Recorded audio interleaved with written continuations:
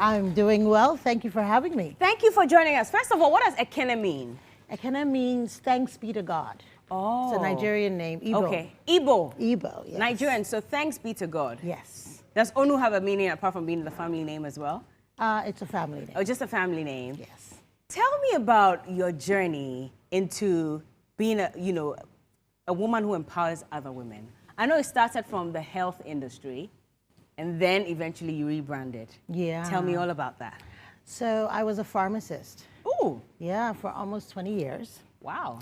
And, it's interesting because I got into pharmacy. I didn't want to be a pharmacist right from the very beginning. Mm-hmm. But I'm a child of Nigerian parents. And my mom told me, you can be a doctor, mm-hmm. you can be a lawyer, you can be an engineer, you can be a pharmacist, or you cannot be my child. Oh, wow. Pick one, right? And so I picked pharmacy. I mean, she was saying it kind of seriously, half seriously. Yeah. Because she wanted me to be successful. Our parents want the best for us, and they go according to what they think is practical. Yeah. But you see, by focusing on practicality, sometimes you can doom your children to be mediocre. Yeah. So I was a good pharmacist, but I wasn't a great pharmacist, if I'm honest. But I got into the business, and I started working, and for almost 2 decades, I kind of got stuck. Doing medicine. Doing something I didn't love to do, but the salary was good. So you had to stay in there. So the salary was keeping you The salary was keeping in me that there. profession. But then I had a baby, and when I had my daughter, I looked at her and I had to ask myself, if she lived the life I was living, would I be happy? Mm-hmm. And it started my own journey to say, what are my dreams that I really wanted to do all my life? Mm-hmm. And that really started me on this journey of empowering myself first, taking care of myself, taking back my power, finding my gifts, and then 10 years later, I have a wonderful business that I love that is international, empowering women. Empowering women. Yes. But as a child, like you said, taking back your power and following your dreams. Yes. As a child, what did you really want to be? I wanted to be a writer. Oh. I wanted to be a writer. That's just one of the things. A princess. Oh, cool. A store owner. A store owner. A store owner. I wanted to own a fabulous boutique making wonderful clothes like what you're wearing right now, right? So I had all of these different dreams that kind of have come together in what I've done. So I've written 4 books. I have 2 novels. One has been optioned for film. Mm-hmm. I have the opportunity to create wonderful fashion experiences for my clients. Okay. Right? And I've kind of put all of those ideas together in the business that I run right now. How easy or difficult was it letting go of a profession that was paying so well, even if you weren't enjoying it? It was difficult. It was easy on the one hand because I didn't enjoy it, but on the other hand, it was difficult because you never know if you're going to make it. Yeah. Right? And it's always a sexy story when people tell you they quit their jobs and they started their business, but most people don't tell you how hard it was, how for many years you're not really making money. Mm-hmm. For the first couple of years, you don't know if you're going to sink or swim. It's not even really a business, it's more like a hustle. Mm-hmm. And then after a while, it takes really getting structured and really learning about business. So I had to go back to school. I went back to school to be a coach, but I'm getting an MBA right now. I'm back in business school. Okay. So that I can learn more about building a business. But anybody would ask that to empower women, you're already a woman. Why do you have to go back to school to learn coaching and all those to empower women? It's a little different, right? Because we can have great conversations, but coaching helps you learn how to ask the right questions to your clients. Mm-hmm. It helps you learn how to hold space because people think coaching is about giving advice. Yeah. Is it not? It's not. What is it? It's really not. It's about helping your client come to their own truth, helping them understand their own power and supporting them. Because it's not about me telling you what to do. It's about me helping you figure out what you know to do. Yeah. Figuring out what you know how to do. What you know how to do. How many people have you coached since you started? It's been 10 years. Ooh, it's been 10 years.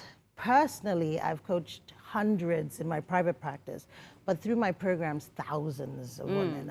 And now it's funny because I was in Dubai and I was with my daughter, for an example, right? And I'm shopping and someone says, I know you, iconic womanhood. And it was shocking. I'm like, hey, is my wig on right? Are my clothes on together, right?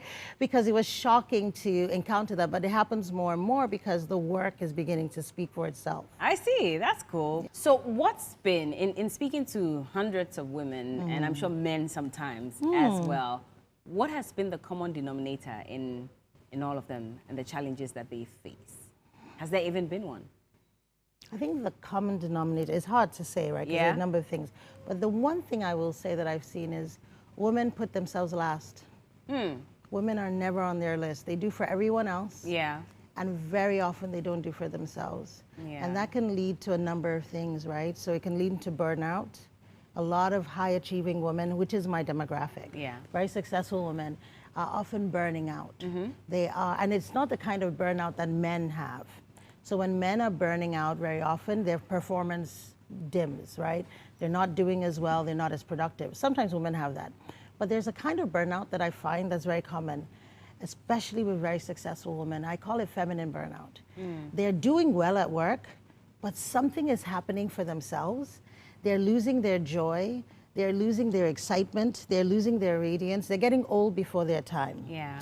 And I remember when I was a pharmacist, I was experiencing that. I was doing the work, but if you see me, like I'm gonna be 50, I feel, and I think I look younger than I did when I was in my 30s. Pharmacy. Yeah, because I wasn't doing work that I loved. Yeah. And I wasn't living in such a way that I cared for myself.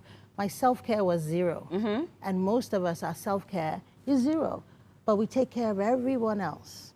And this is a common thing. We've been talking about it for years, but it still is something that women struggle with. But that's the thing. How do you let go of that? Because that becomes your responsibility, taking care of everybody else around you. You cannot renege on your duties as a woman. That's right. How do you then balance the equation? Great question. I think you have to realize you can't pour from an empty cup. Empty cup, yes. And when you're taking care of yourself, it's not you being selfish. It's you giving yourself the capacity to take better care of the people around you. Because here's the thing, if you are caring for people and you're resenting them, like, you look at all the food I cooked and I did all of this and you guys should all be grateful, is that really care? Yeah. It's not. But if you are able to come from a place of love because you are not exhausted. We had this event, you talked about it just recently. Yeah. Here at the Fitzgerald called Love, Beauty, and Womanhood. And, there were so many wonderful conversations, but we had some real conversations. Can we get to have some real conversations? Yes. Let's get in there. We had some real conversations about relationships. Yeah. And how women have become so tired that the thing that's supposed to give you joy Doesn't. in a relationship, that when he touches you, you're like, please, don't even look my way. Because you're exhausted. And it's not meant to be like that. Yeah. It's meant to be you and your lover, your children having a good time, but you're exhausted all the time. And so I always caution women, don't give your family the dregs, because we give everyone else the best of ourselves and we drag ourselves home and we give our families, the ones we love the most, the worst of ourselves. Yeah. It is our responsibility to say, I need to protect my capacity, particularly for the people who really matter, because our jobs are important, our friends are important, our churches are important, but the people who will be with you at the very end of the day are the people that you love, your children, your husband if you have one. So how do I know that I'm in a space that isn't bringing out the best of me, and how do I make that decision to move out of that space? You're asking all the good questions. Well, I'm learning. Those are good questions. I think when you find that you are being really hard on yourself and others, sometimes we assume that our behavior is our personality. Yeah. So some women, have you ever been around a woman that people say, oh, that woman, she's a tough woman, or whatever, right? Yeah. And that woman also tends to say, I'm just a tough woman. But really and truly, you may not be. Yeah. The other thing could be that you're in a toxic community. Okay. Sometimes that happens. You're in a community of people who are either very selfish, self-centered, and they just don't care. That's real. It's up to you to be able to ask yourself the hard questions. Is this a community, a circle of friends that I can thrive in? If not, you have to let go. You have to let go. How many of you push people away when they want to help you? You do that as well. Can we get a microphone? You don't mind talking about it, do you? Tell us an instance where, or a couple of instances where people try to help you and, like she said, oh, I'm fine, I'm okay. Meanwhile, you knew you needed the help. Okay, I needed money for something, but like my friend was like, "Oh, let me help." I was like, "Oh, I got it, I got it." But I later like, you see, sometimes when motivational speakers are talking, they'll be like,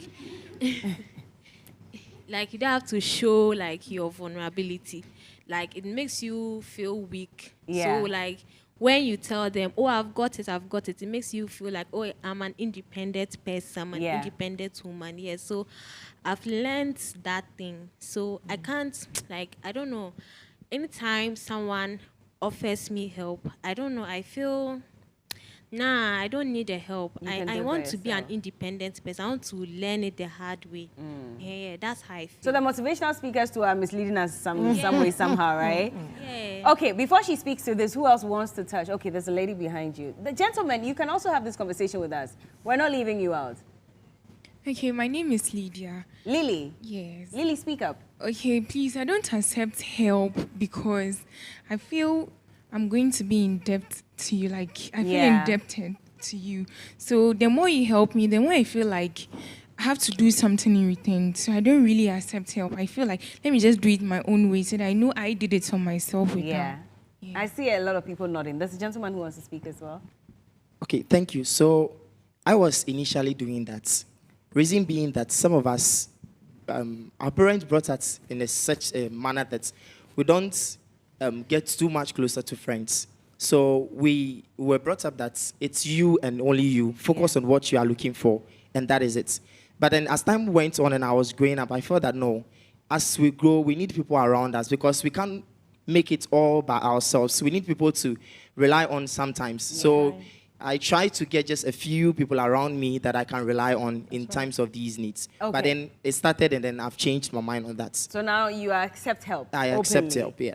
I'm still learning to do that because I'm also a very independent person. You want to buckle my shoes, I'm like, oh, no, don't worry, I'm fine. Meanwhile, I know I need it. Yes. But I'd rather, so later I'm like, but why didn't I accept this help? Now I'm here stressing. That's right. But there are two things that I identified from the things they said. One of them talks about motivational speakers. So people they look up to and what they say to them. And then also growing up, what you're taught from home makes you sort of reject some of the help that comes your way. How do you unlearn some of these things that have been with you for a very long time? Yeah. I think a question I'd like everyone to ask themselves is, how does this serve me? This way of thinking, this way of being, does it serve me and does it serve what I'm here to do? Yeah. Because if it doesn't serve you, it may no longer be valid right now. Yeah. So the way your parents raised you has value, obviously, right? But it's valuable for them.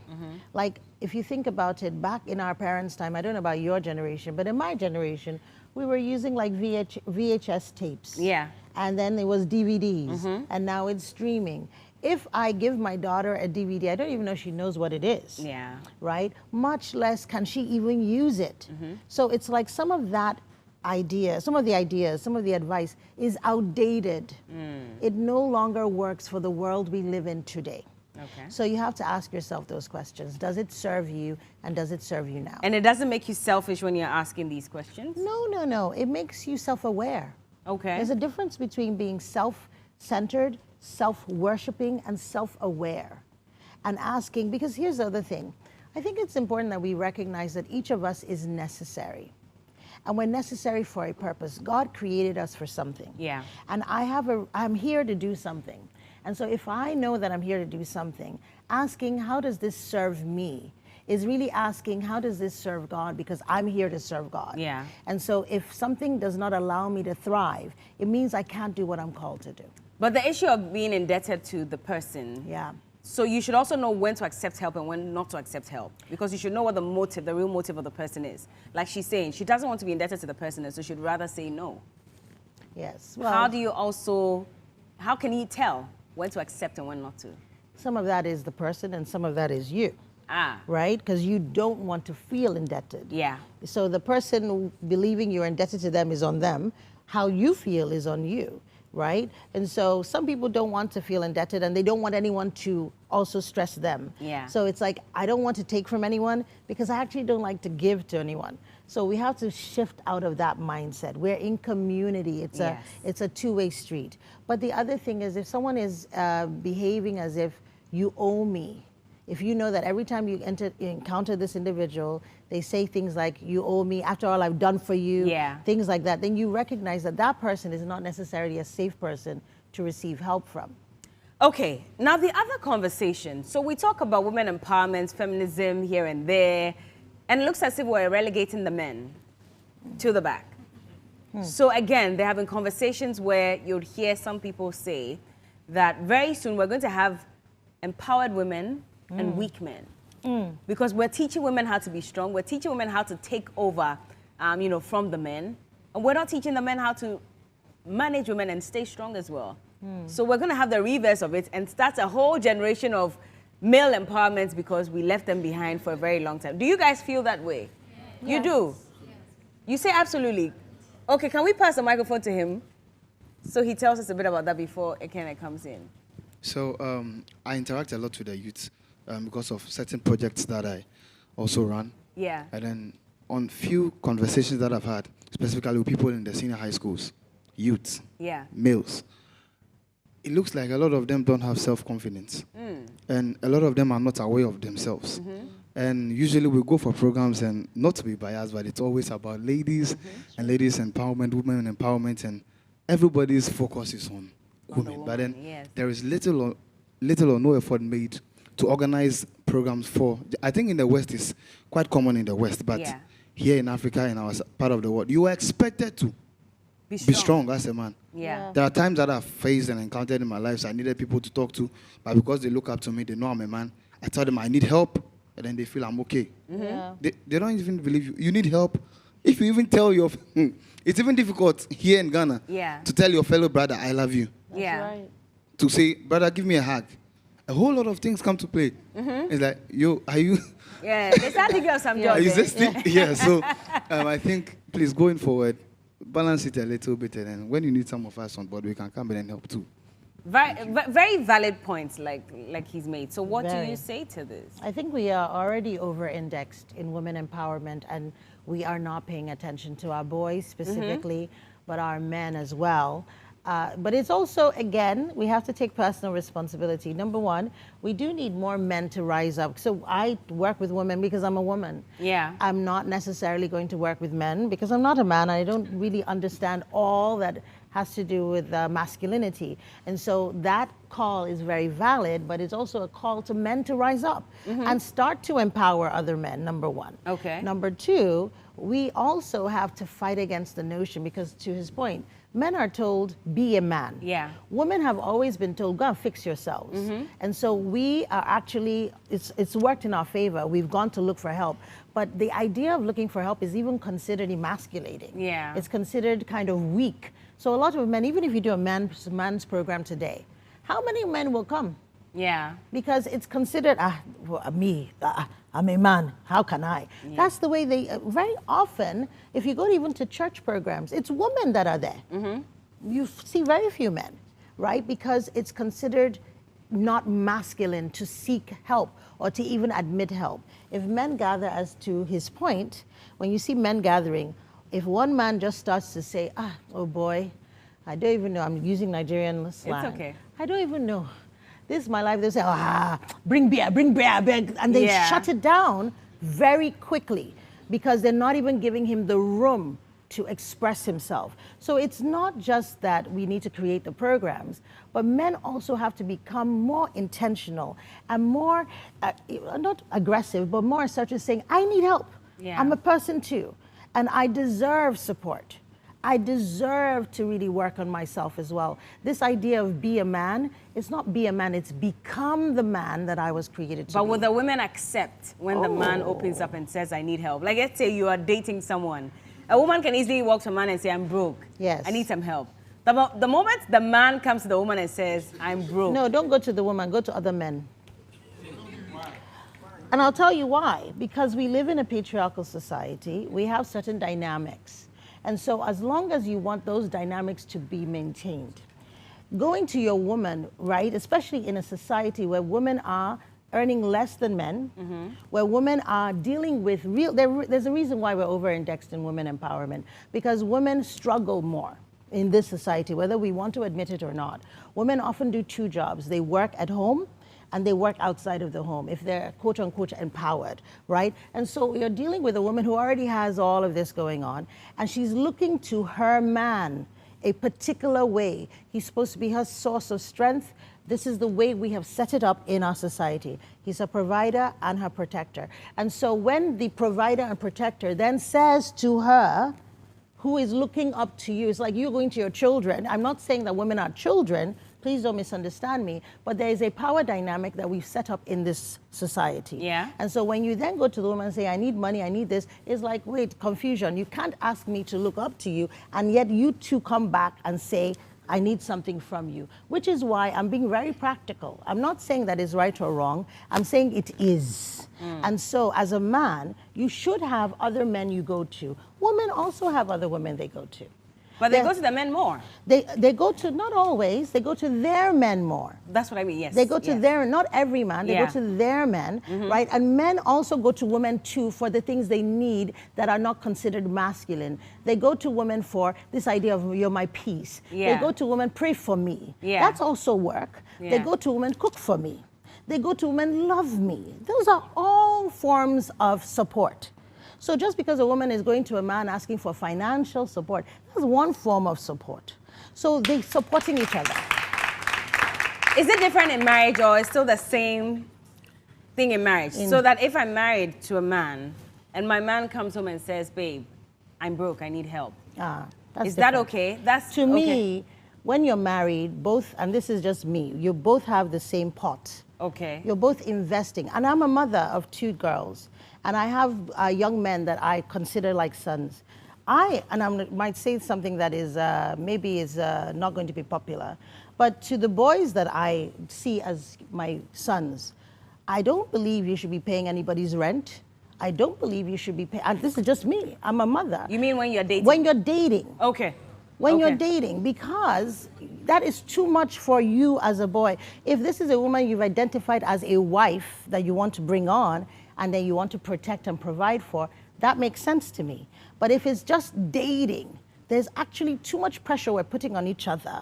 We're adults. Everybody should be an adult to some degree. Now, take her out somewhere nice, take care of her to some degree, buy her nice gifts. But if you are reliant, and again, like I said, this might be unpopular, but I work, I take care of myself. Yeah.